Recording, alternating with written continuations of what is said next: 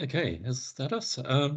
So I've just got an example on the screen of the sorts of things that we do when we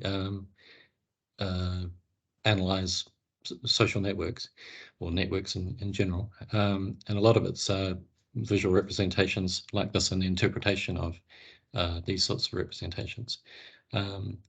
Just to give a bit of context and to echo what I said in the roundtable, there's this classical distinction between the formal organization and the informal organization. So that this is the organizational chart for a real organization. And what we did in this case was to ask these people, these individuals here, who did they actually go to for information important to their work? And this is what we got when we, as the answers to that. You can see that it looks quite different from the formal structure. So that's where that contrast between the formal and the informal gets elaborated. And a lot of our time as network analysts is looking at these structures and thinking about the way that might affect what people do and what they believe and things like that. I just want to zoom ahead to an example of that application.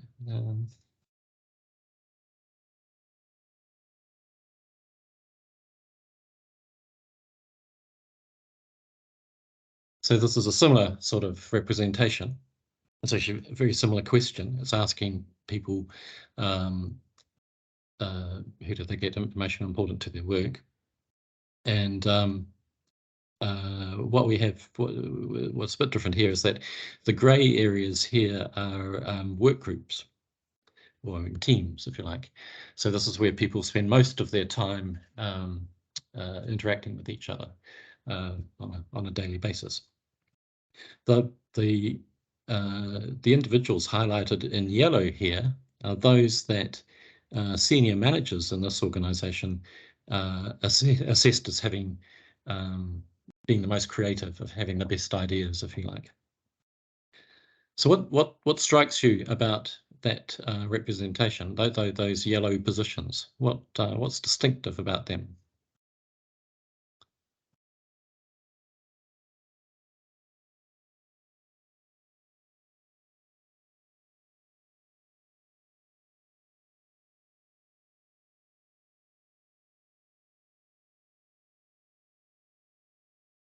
To me, like the numbers are different. So you've got one that starts at 9, and then it ranges all the way up to 402. Yeah, well, the numbers are inconsequential, really, because they're okay. just the names, if you like, but rather than use people's names. But for example, are many of the yellow ones in the middle of teams?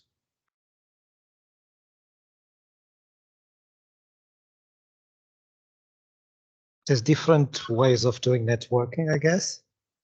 So one inside smaller teams and one outside of your comfort zone, your own environment, if that makes sense. Yep. So if you like, the ones in the middle there between the teams, it's the classic networking situation where you're going outside of your normal comfort zone, if you like, or your normal activity. So the teams, will have high levels of expertise, but they'll be sort of concentrated on their day job. What the thing about the ones in the middle here, the ones that are highlighted, is that they're reaching out to other teams.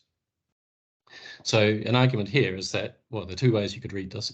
One is that the extroverts, if you like, they get out, they engage with others, and they accumulate ideas. But another way of looking at it is to think, well, okay, in your teams, you're doing the same thing that you always do. It's regular work. You're very good at it. You're efficient at it, but you're not looking at things differently. Whereas the people who are positioned with interactions with other teams, they get exposed to different ways of doing things, different approaches. So there's a diversity of information available to them, more available to them than the people that spend most, exclusively within their teams. And secondly, they can they can assemble different parts of information, so they can create things by it's almost the classic entrepreneur position where you assemble different resources and come up with something new. So this is the idea that these positions between cohesive parts of a network are sources of novelty, of innovation. There are some performance effects of these people too. I mean, they get paid more, they get promoted more quickly, and they're happier at work. And we use this sort of technique to examine network position and to make some to theorize about what that might allow or prevent people from doing. So it has effects on the individual, but also the organization as a whole. Now, it's not saying that that's better. Those positions are better than the team ones. I mean, that's the classic sort of networking idea. You've just got to get out more. But it points to a strategic need. You need to think about what you're trying to achieve, because if for the teams, the grey areas, the tight teams, they are getting things done. They're experts. They are performing well. The issue is, do they need to sort of rethink what they're doing? And periodically they do. Otherwise you get caught in that sort of silo mentality. So what this is illustrating, I think, is that there's a trade-off between the concentrated work of expertise and the need for novelty, of bringing new information into the system and getting the vibrancy from it. And that's the sort of way in which we examine a network and think about the organizational implications for this. Now, just one more example of this sort of thing.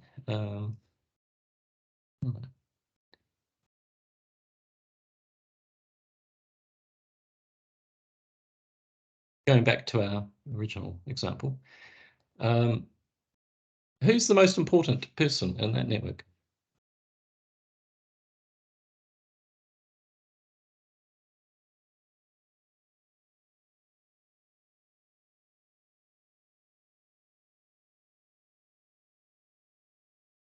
Any thoughts? Suggestions? Just shout it out. Is it The Nick? one who's got curiosity? I'm just looking for a name. Nick is a name. Yep. Okay. It may be the person that's got the most curiosity, but all the information we have here is who do they get information important to their work. So Nick's a possibility. Any others?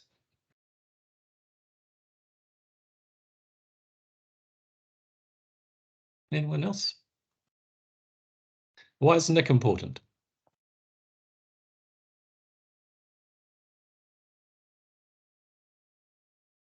He's got in and out arrows, which means that not only is he absorbing, he's also sharing. Yep. If that's right. And he's got a lot of connections. He's got a lot of arrows. Right. So he's probably the person that people in that organization go to most for advice. I haven't got the organizational labels, but he's not even a manager. So there's someone in that organization who's giving people advice to get around the formal problems and things. What about Chris? Chris has actually got the same number of connections, but he's got a wider range. Most of the connections for Nick again are consulting him. Chris is about half and half. Why might Chris be important?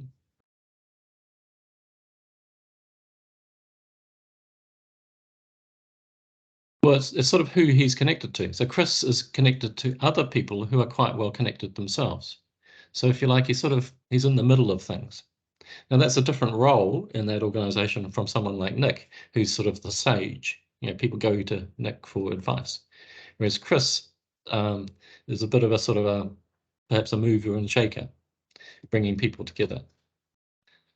And we've also got another couple of different positions here. John and Sam are similar. Now, what stands out about John and Sam? Yes, they're connected to well-connected people, but see this gap in the middle like a chasm between John, Sam, and Nick.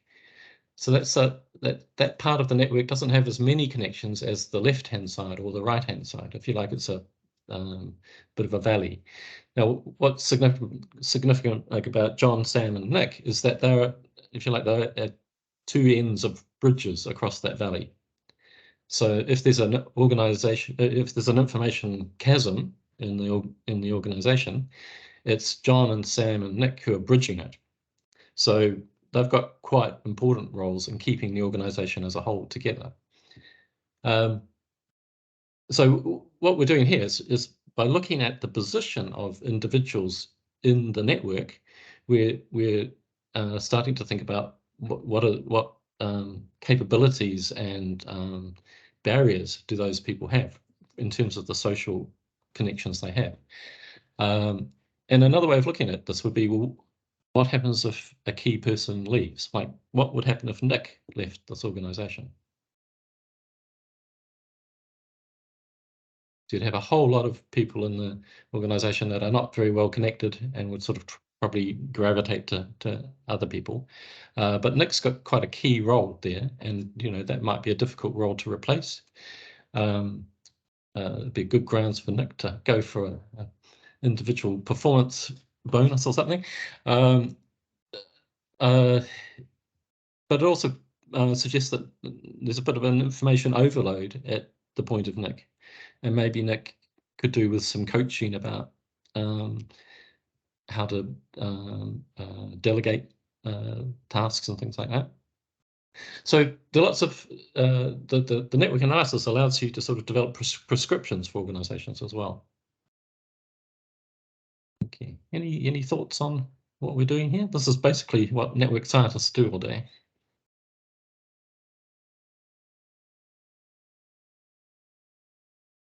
Okay, well, maybe Francesca, would you like to? Samantha. Yeah, sorry. So just in general, like, is this done as like a part of a team or part of a whole company? So if you've got a larger company, how would this work? Would you have to break it down into different departments and then the leads and then that way, or could you do it as the whole organization to work out who are the key people? There are cognitive limits in how much you can ask people to tell about their social connections. There was a mention earlier about 150 people that people typically have. It's pretty challenging to go beyond that sort of level. But so if you break it down into smaller sub-organizations and ask people in one sub-organization, department or extended team or something like that. Where for the 12 trusts, NHS trusts, we did that. We went down to sort of clinical units or administrative units. Yeah, then you sort of aggregate up. But maybe if we hand over to Francesca, she's got some health examples, which maybe looks at another way that you could approach this. Yeah, was it Samantha asking this question? Yeah. Samantha, just to add to what Bruce just said about the level at which you can collect network data. Bruce and I are supervising a PhD student who recently collected data on 605 employees within the Central Bank of Oman. So of course, the larger the group, the more difficult it is to collect network data, but you can actually scale it up and so collect data on connections among individuals in a small group or in a large group. It can be done anyway. And just to let you reflect in a different way, because Bruce was telling you that the position of an individual in a whole network actually matters. So you can identify, for example, easily looking at the position, who is likely to be the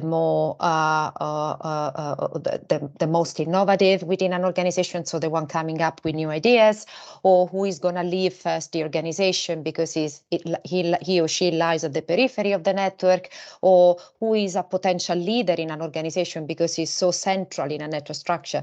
Another perspective is to look at connections around an individual, which is something that I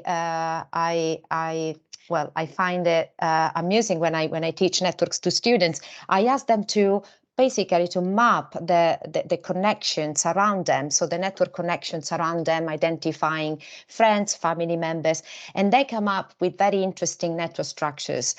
And the structure of these networks around them tell a lot about, for example, the kind of networking strategy that I've put in place over time. So going to Nuno point. So some of them, for example, have built a network around them that is very closed and cohesive, we say. So with lots of connections, so all the individuals around know one another. And this is actually good because you can think that such a network structure around you may actually give you some benefits like, you know, trust, you know, better knowledge about whatever is going on in the network. The fact that everyone knows everyone and everyone else is good in terms of, for example, for, you know, sharing information and all these sort of benefits. At the same time, these sort of, you know, closed network structures around individuals constrain individuals. And so you might actually be less free to adopt specific behaviors that are not, for example, widely accepted by the network around you. And vice versa, if you have an open structure around you, it means that you are more likely to for example, to benefit from different points of view, and this might actually make you more likely to come up with new ideas, different ideas, and so on and so forth. We have conducted, in our research team, many studies exploring the structure of different populations, the structure of networks around different types of populations, and just very quickly, an example that a population that we have examined is well, a sample from this population, people being affected by eating disorder behaviors, and so we mapped the network structure around of relationships around these individuals. So these were individuals, you know, suffering from these eating disorder behaviors, and then we actually found out that the structure of connections around them that were basically relations that they created or that they were sort of maintaining with family members, with friends, with partners. They actually mattered for in explaining that their misperception about their body image, and they were you know, mattering a lot. So, for example, we found out that those individuals with large networks, so the individuals suffering from eating disorders, are sort of, you know, benefit from having larger networks around them with many individuals, so being in contact with many people. For example, in terms of composition, having too many females around is not beneficial, especially for underweight individuals. So it is better to have a mix of males and females when it comes to, you know, this sort of behaviors. Or another feature that we identified as important was the, you know, cohesion. So having very cohesive structure around these individuals was not beneficial.